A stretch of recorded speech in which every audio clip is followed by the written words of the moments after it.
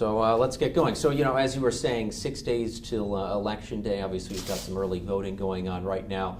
But we want to tackle some of these issues. The biggest one that we've heard from folks in Western New York, as well as according to some polling from Gallup, is inflation. So if you're elected to Congress, what is your plan to fight inflation and fight these rising prices that are hurting so many Americans? Well, I think first off, we have to stop spending money we don't have.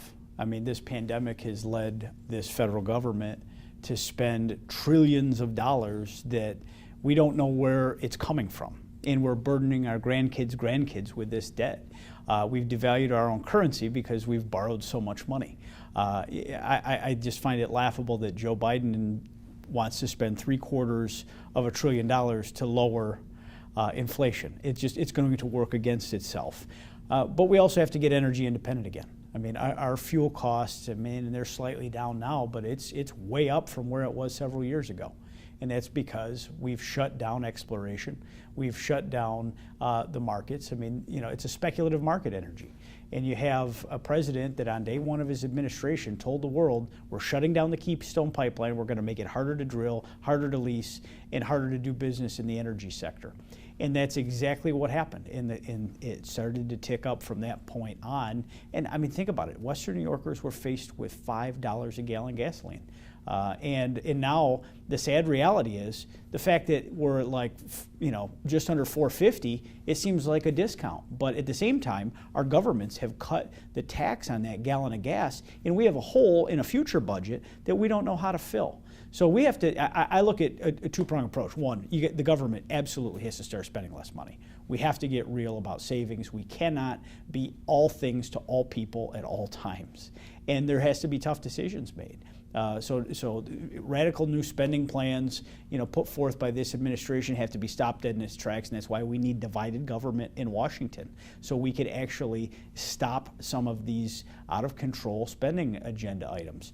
But also, getting us into the business of American energy again. We have it right in the southern tier of natural gas that we need to fight for, but we also need to just have more refining capacity in this country, and we have to do more with American oil. As far as the CHIPS and science legislation that was just passed, is this increase in costs potentially a sign of growing pains that the U.S. is adapting or needs to adapt, or do you think that it's just that there isn't enough being done to, as you were saying, tap into our current reserves? Where does that point of looking forward have to start, though? When you talk about that CHIPS legislation, I mean, there's good intention in some of this legislation. It's just how Washington lards up every one of these bills and puts program after program that aren't even germane, to the ultimate goal. We need to make circuit boards in the United States of America. And they went and created a nice Christmas tree bill based upon, and with giveaways to all kinds of politicians in the name of tackling this problem. This supply chain thing, it's got to go flying out the window. We're the United States of America. We're the greatest country in the history of the world. We have the best people, the best education, the best workforce, the best natural resources. There's nothing we can't accomplish, but we have to start making things in this country again, and we need to unleash a private sector that can go get so many things done. The problem with the Democratic leadership from the top down is they believe that Washington spending has to drive every one of these situations. And really, incentivizing the private sector through tax incentives could get a lot of things accomplished.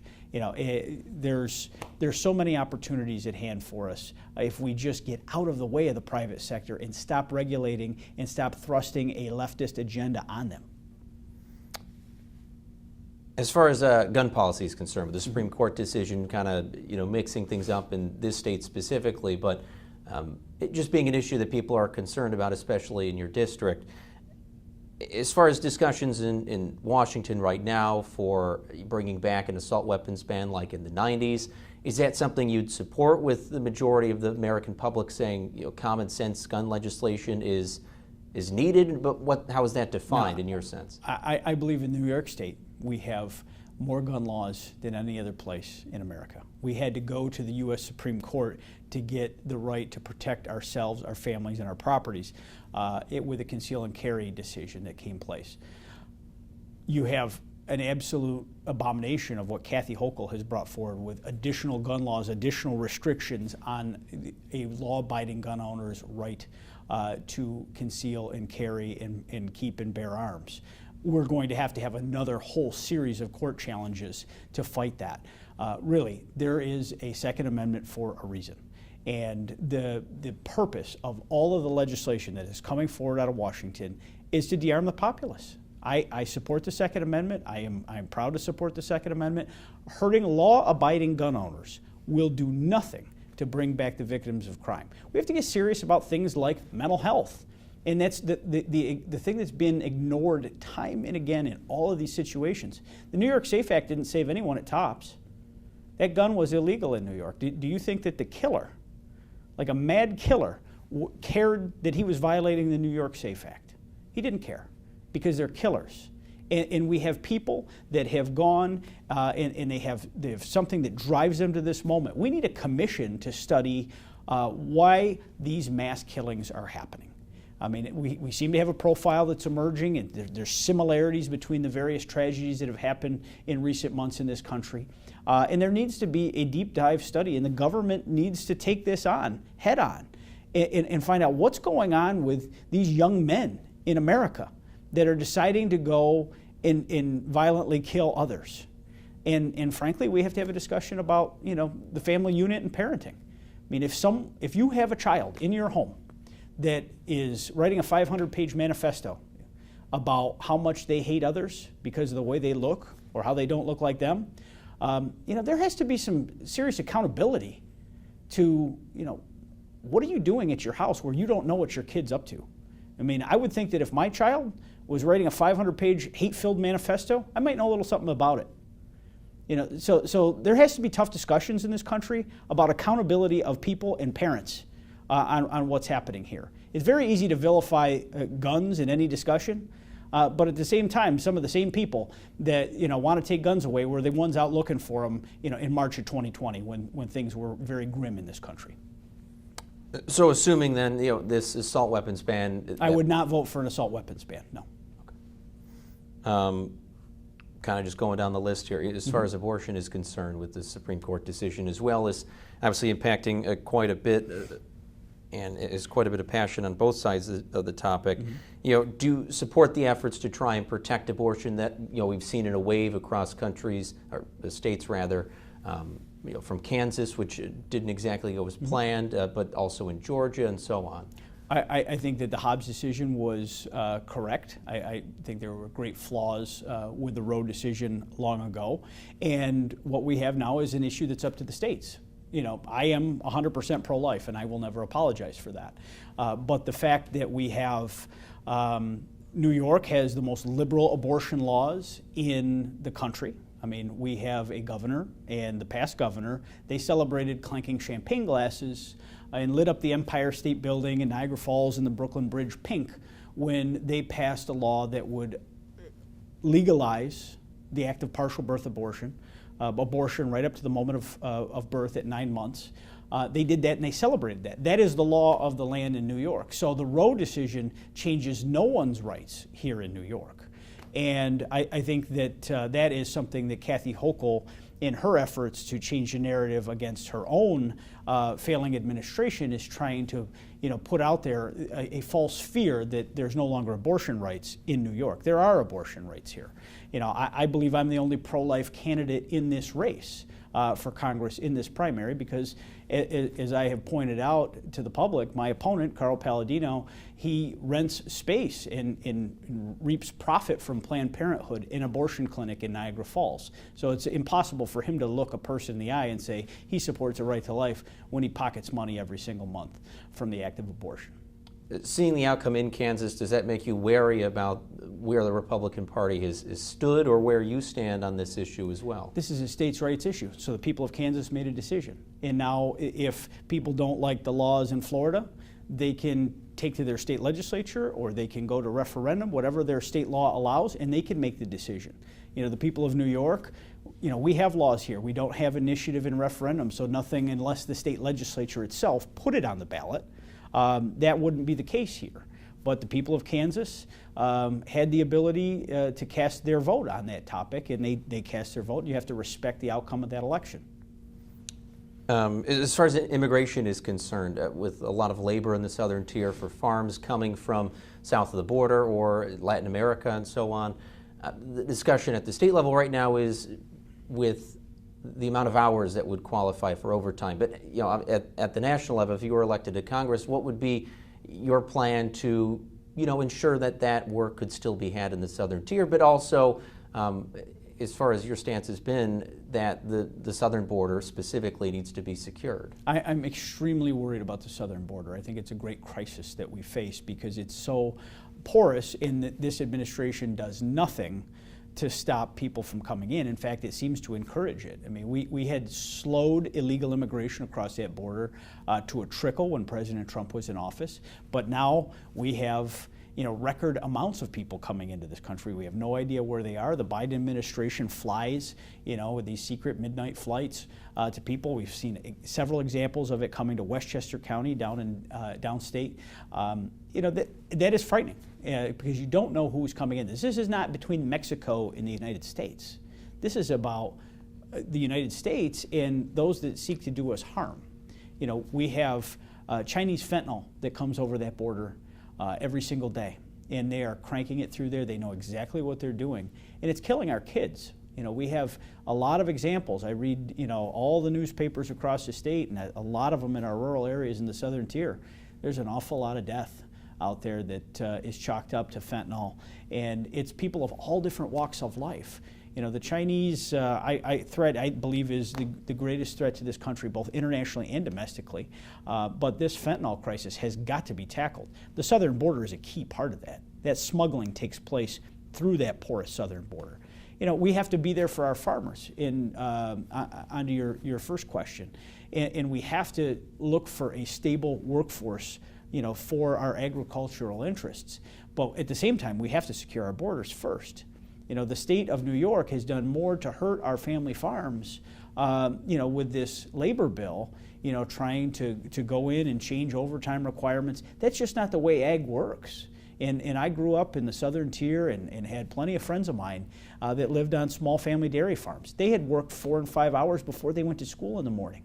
And it was a different lifestyle than most of us are accustomed to. But that was their dedication, to their family's livelihood. We have to do whatever we can. I will be dedicated, to working with our dairy farms, our crop farmers. We certainly have a tremendous amount of bounty in the southern tier, grapes along the lake. But we have those agricultural interests need an advocate. They need someone strong to stand with them in Washington, and I will be that advocate for them. Without making that contradictory in that sense with securing the southern border, but also having in tandem that labor force, how do you maneuver in an office like Congress or as a congressman to make sure that there is that balance where, to say that you've been mostly involved in New York politics? Government's first job is to protect its citizens. We need to know who's coming in, what their intentions are, how long they're going to stay, and what they're here for. And until we can answer that question, we can't give a blanket program to someone and just say all is well with the world. We have to secure our borders. It's certainly quite difficult to get over to Canada as an American that lives here with full credentials. Yet people are walking over our border and we're doing nothing about it. I mean, that's a serious problem, and it should keep people up at night. I've talked to border security. I mean, there are serious horror stories on that border, and they're not sending their best and brightest. As far as your transition from a member of New York State politics to a member of U.S. politics, how do you see that transition happening if you're elected, and where do you think people or you would be placing your focus more so when that transition or if that transition happens? I mean, listen, this primary is going to largely decide the outcome of this congressional race. I mean, this is the most Republican seat in the state of New York. The short run in the primary is, what made me give this very serious consideration. Before I became a party leader, and that's what most people know me for, I was a congressional aide.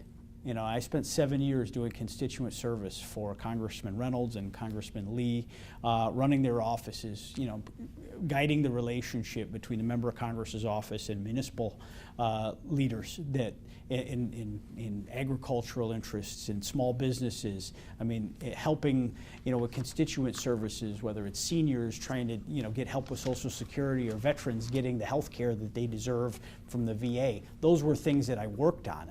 I spent 7 years of my life dedicated to, and it was very formative because I got to learn a lot about Western New York and the people here and the challenges that we face.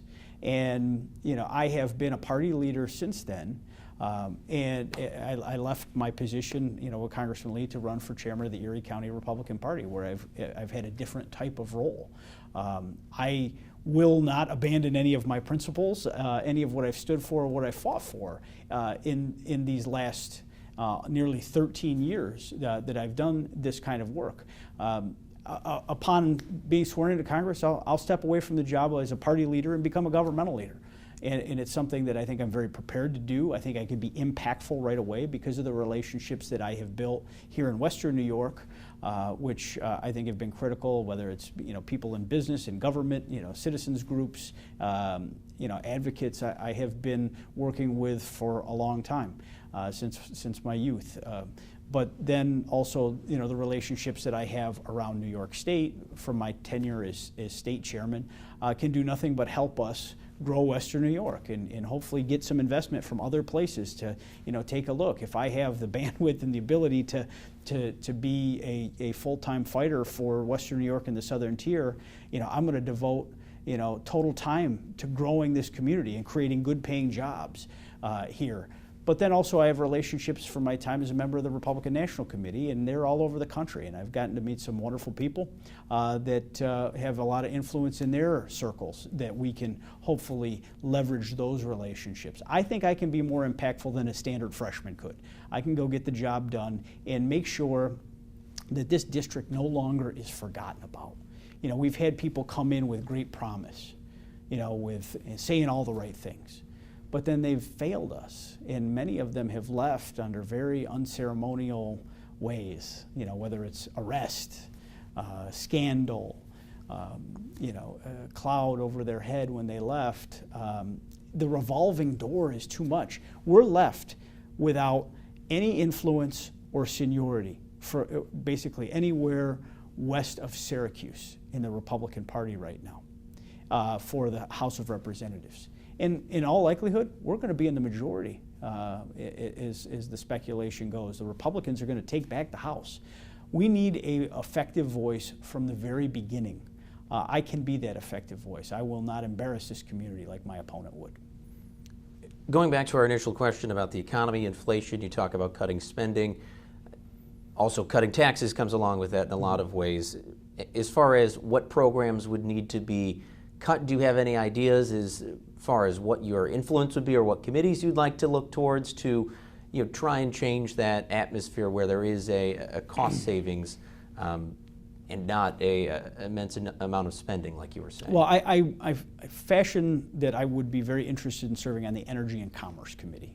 You know, I think that there's so many energy issues. I look particularly at the Southern Tier with the natural gas in our Marcellus Shale and Utica Shale and our opportunities to grow jobs if we can get Albany out of the way. And I would use every lever of power that I have to, or access to, or people that I have access to figure out how to get around this ridiculous environmental extremism that's taken place out of Albany. The quickest way we can go is to elect Lee Zeldin governor of the state because that's also a platform plank that he's running on, so we can safely explore the natural gas in the Southern Tier just like Pennsylvania does.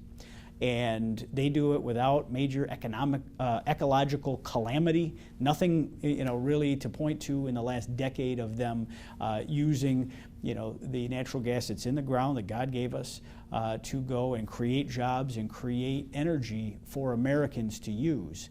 That natural gas kept the Buffalo Bills in Buffalo as the Pagula family, you know, created their fortune off of that circumstance, and it's paid huge dividends for the people of Buffalo.